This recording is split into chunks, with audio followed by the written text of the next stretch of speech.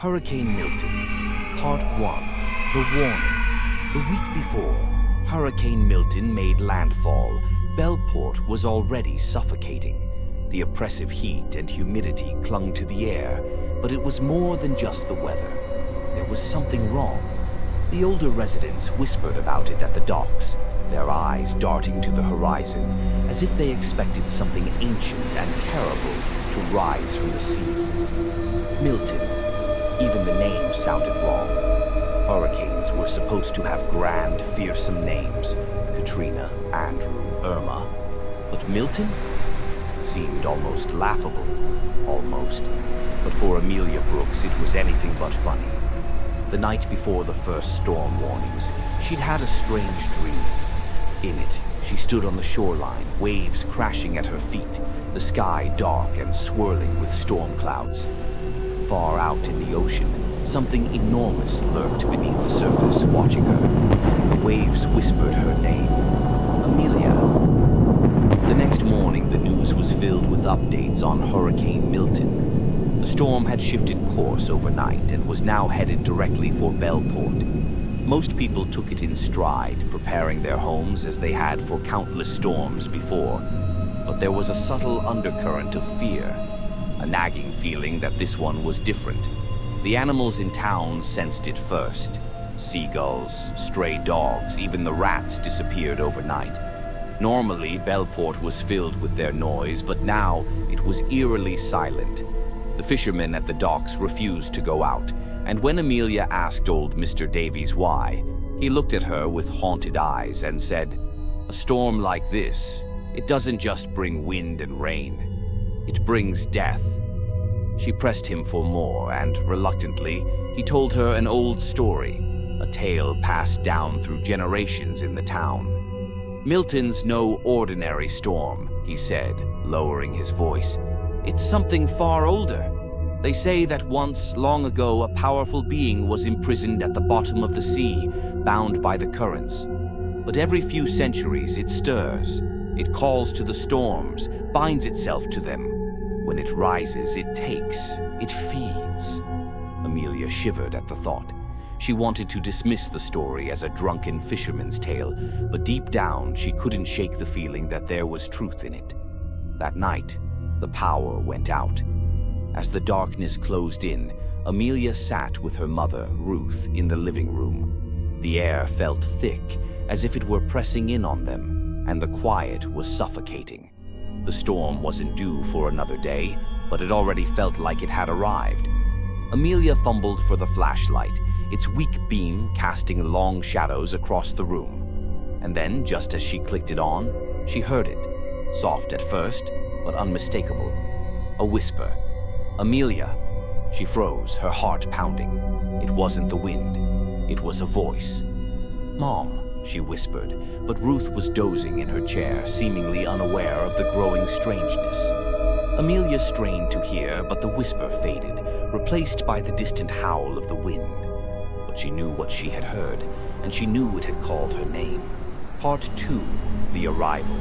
The next day, Hurricane Milton escalated to a Category 5, and the town was on edge. Amelia's mother still refused to leave, brushing off the evacuation orders with the same stubbornness that had kept her alive through countless storms. "We're not going anywhere," she said. "We'll ride this one out just like we always do." But something was different this time. The air felt wrong, and the whispers from the night before still echoed in Amelia's mind. The old story about the creature bound to the storm played on repeat in her thoughts. What if Milton wasn't just a hurricane? What if something else was coming with it? As the wind picked up that afternoon, Amelia glanced out the window and gasped. Through the sheets of rain, a figure stood at the edge of their yard. It was tall, unnaturally tall, with long, thin limbs that seemed to stretch inhumanly.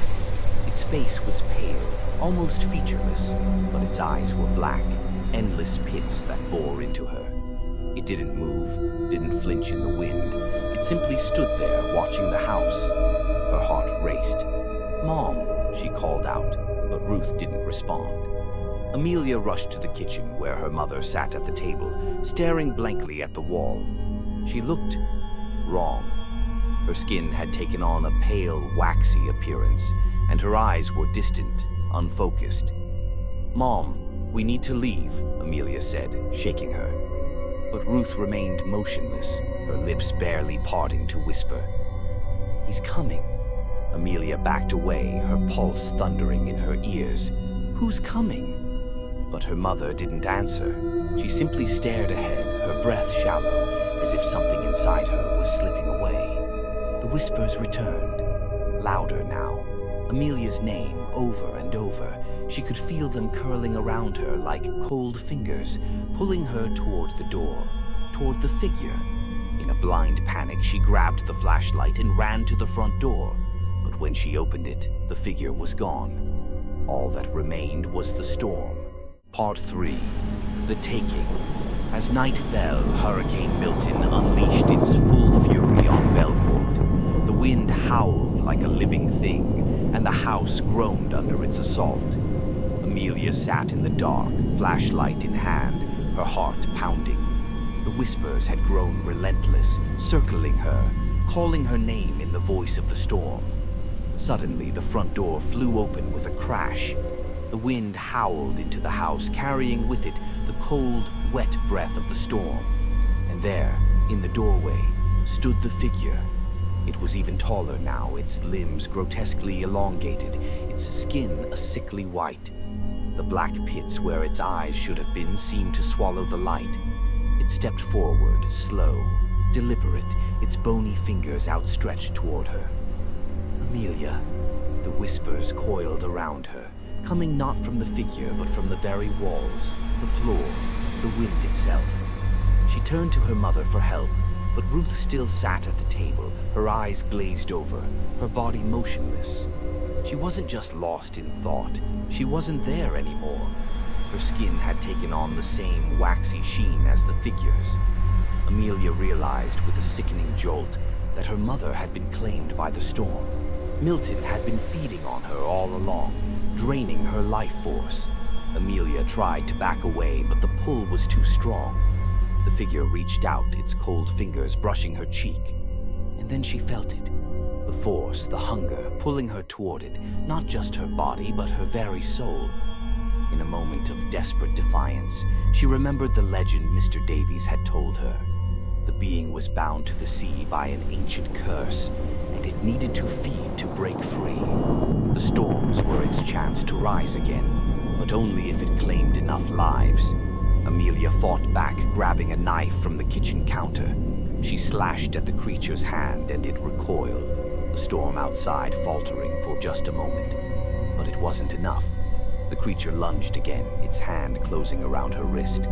She felt herself slipping, her mind fading into the storm, becoming part of it. The next morning, when the rescue workers came to check the house, they found it eerily intact amidst the wreckage.